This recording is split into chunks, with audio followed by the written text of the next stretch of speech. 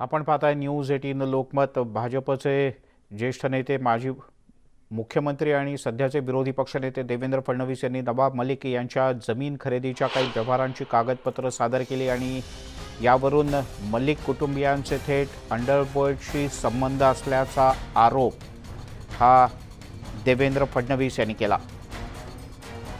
त्यांनी कुर्ल्यातल्या एका जमिनीचा उल्लेख केला। ही जमीन फक्त 30 लाखात विकत घेण्यात आली आणि प्रत्यक्षात पैसेही कमी देण्यात आले। सलीम पटेल या मुंबई बॉम्बस्फोटातल्या एका गुन्हेगाराच्या आणि अन्य एकाच्या मालकीची ही जमीन होती आणि याच संदर्भात आपण अधिक जाणून घेऊयात। थेट याच जमिनीच्या आणि याच मालमत्तेच्या परिसरातून विशाल आपले प्रतिनिधी आपल्यासोबत जोडले गेलेत। विशाल,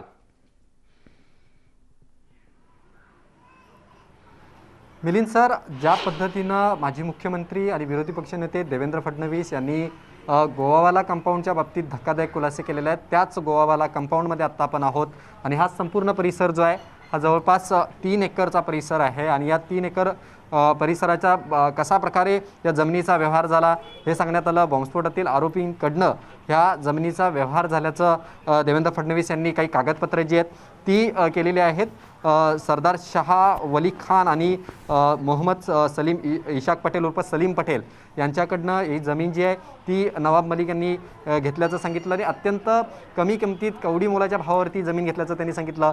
30 लाखामध्ये हा सगळा व्यवहार झाल्याचं त्यांनी सांगितलेलं आहे। LVS रोड जो आहे तो अत्यंत समोर आहे, अत्यंत मोक्याच्या ठिकाणी ही जागा जी आहे ती आहे। आपल्याला माहिती आहे की मुंबईतल्या जागांचे दर कशा प्रकारे आहेत आणि ज्या पद्धतीनं हा व्यवहार झालेला आहे त्याच्या बाबतीत अनेक कागदपत्रे जी आहेत ही देवेंद्र फडणवीसांनी समोर आणलेली आहेत। खरं तर या जमिनीचा व्यवहार जो आहे हा 12 सप्टेंबर 2005 रोजी झालेला आहे आणि त्याची जनरल स्टॅम्प ऑफिसमधली एक रिसीट आहे। त्या रिसीटमध्ये असं उल्लेख करण्यात आले की जवळपास 17,67,200 रुपयाची रिसीट जी आहे ही एक आहे आणि संपूर्ण कागदपत्र याच्या बाबतीत आहे।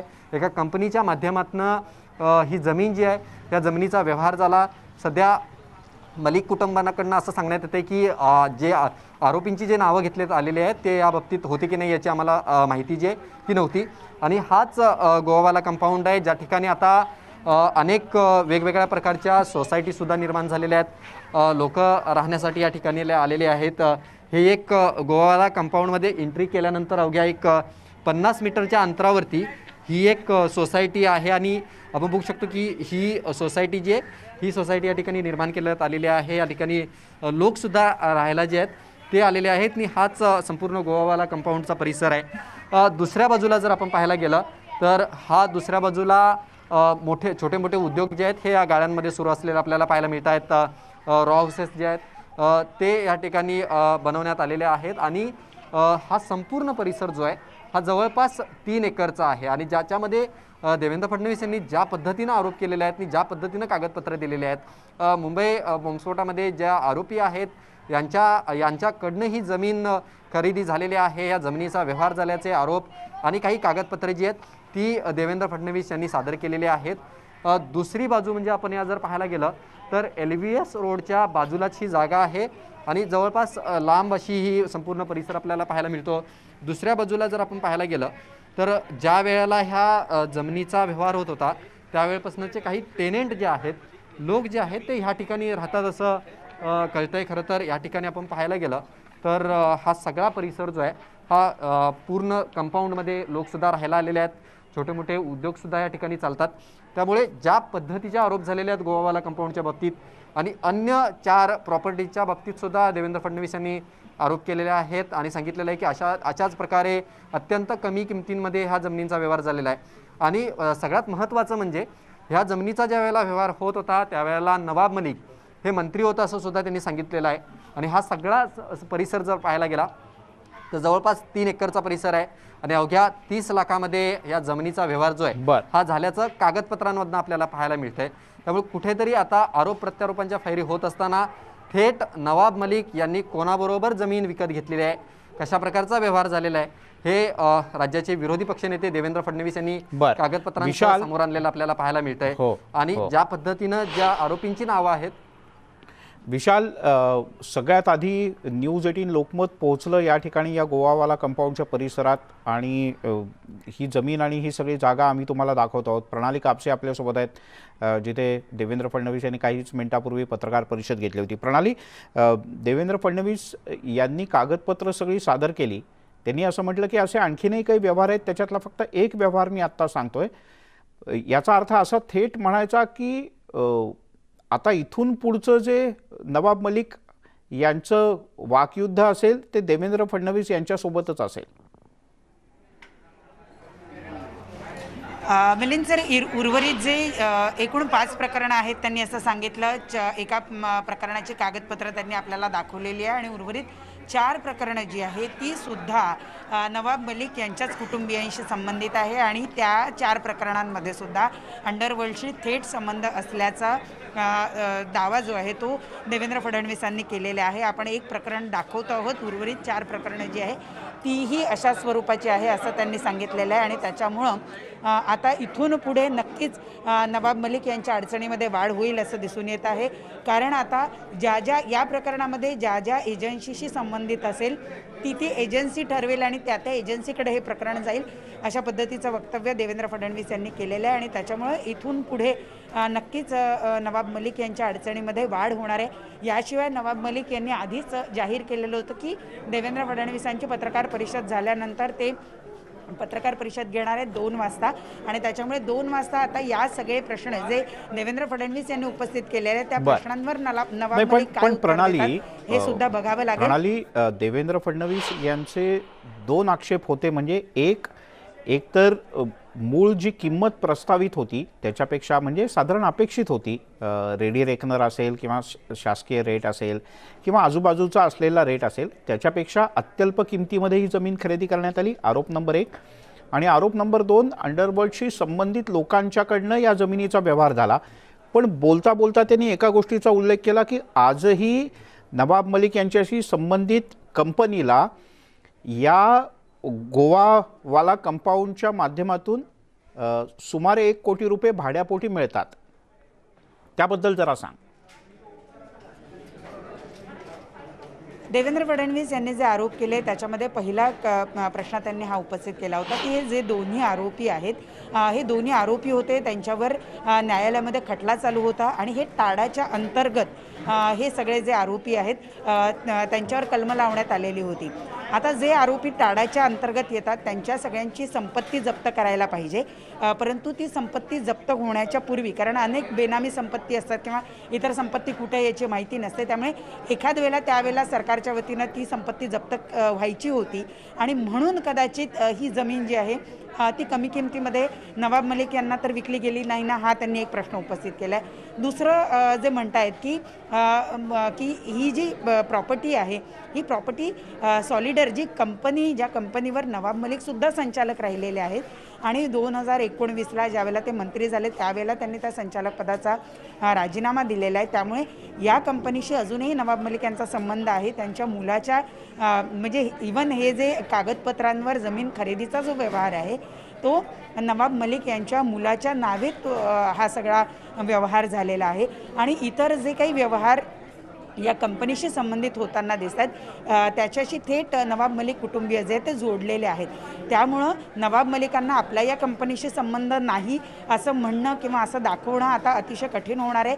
जरी ते म्हणत असले की मी जमीन विकत घेताना ज्या व्यक्तींकडनं विकत घेतलेली आहे ते व्यक्ती कोण आहे हे मला माहिती नाही असं जर ते म्हणत असतील तर मग प्रश्न असा उपस्थित होतो की या परिसरामध्ये जमिनीचा दर एवढा जास्ती असताना इतक्या कवडी मोलांना नवाब मलिकांना किंवा त्यांच्या कुटुंबियांना किंवा त्यांच्या कुटुंबियाशी संबंधित असलेल्या कंपनीला इतक्या कवडी मोलानं ही जमीन मिळाली कशी? जर ती कवडी मोलानं मिळत असेल तर त्याच्यासाठी कुठली कारणं जबाबदार आहे? या प्रश्नाचं उत्तर सुद्धा नवाब मलिकांना द्यावं लागेल. बरं, प्रणाली तू राहाच आपल्यासोबत. देवेंद्र फडणवीस यांनी पत्रकार परिषदेमध्ये काय मुद्दे मांडले होते आपण थोडक्यात पुन्हा एकदा ऐकूयात आणि मग मी पुन्हा तुझ्याकडे येतो.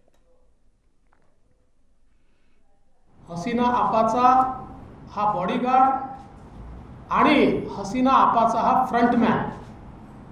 हसीना आपा दाऊद पळून गेल्यानंतर तो पाकिस्तानातनं जे लँड ग्रॅबिंग इथे चालवायचा त्याच्या किंगपिन ही हसीना आपा होती आणि हसीना आपाचा फ्रंटमॅन ज्याच्या नावाने पॉवर ऑफ अटर्नी तयार व्हायच्या तो हा सलीम पटेल.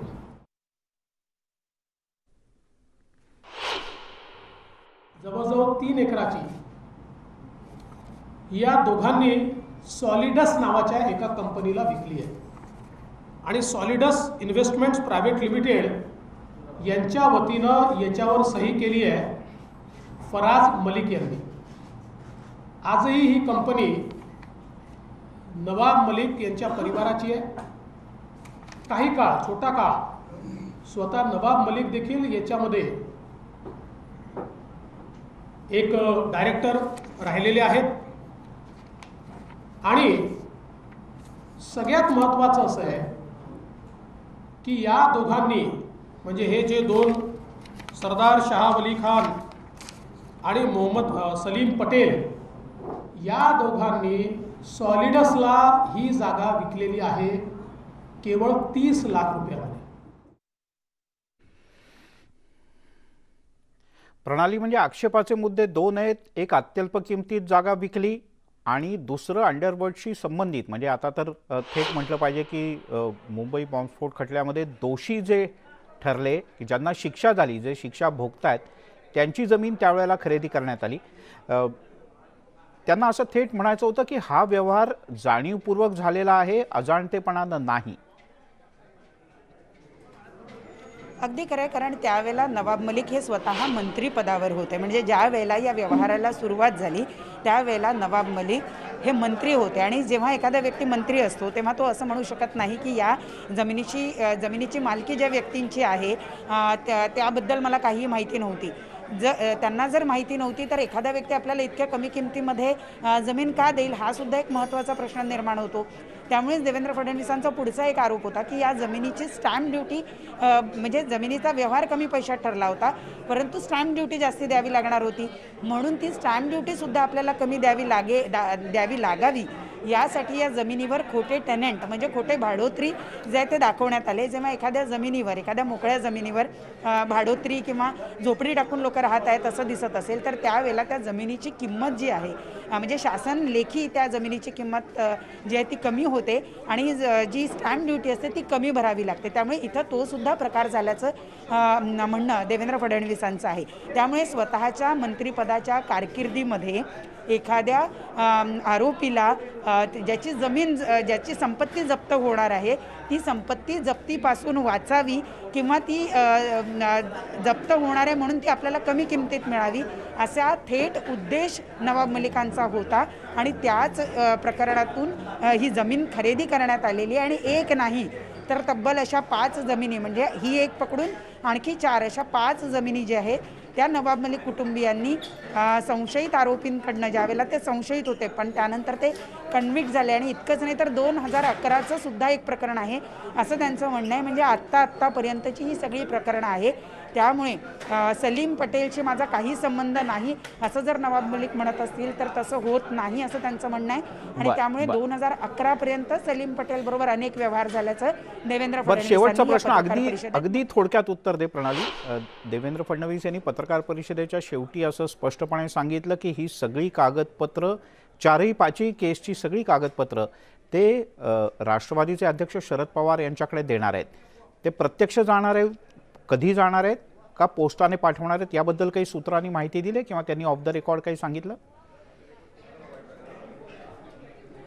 नाही, ते स्वतःच हे कागदपत्र घेऊन जातील असं त्यांचं म्हणणं आहे. परंतु आपल्याला माहिती आहे की शरद पवार आज काही वेळापूर्वी बारामतीसाठी निघणार होते आणि त्यापूर्वी त्यांनी काही बैठका घेतल्या.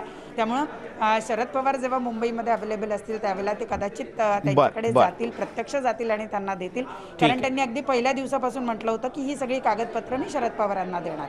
ठीक आहे प्रणाली, तुर्तास धन्यवाद या सगळ्या सविस्तर माहितीबद्दल. त्यामुळे नवाब मलिक यांच्यावर एक मोठा आरोप भाजपचे ज्येष्ठ नेते आणि विरोधी पक्षनेते देवेंद्र फडणवीस यांनी केला आणि थोड्याच वेळात त्याला नवाब मलिक सुद्धा एका पत्रकार परिषदेच्या माध्यमातून उत्तर देणार आहेत. त्याकडे आपलं बारकाईनं लक्ष असेल. छोटासा ब्रेक घेऊया, लगेचच परत येतोय.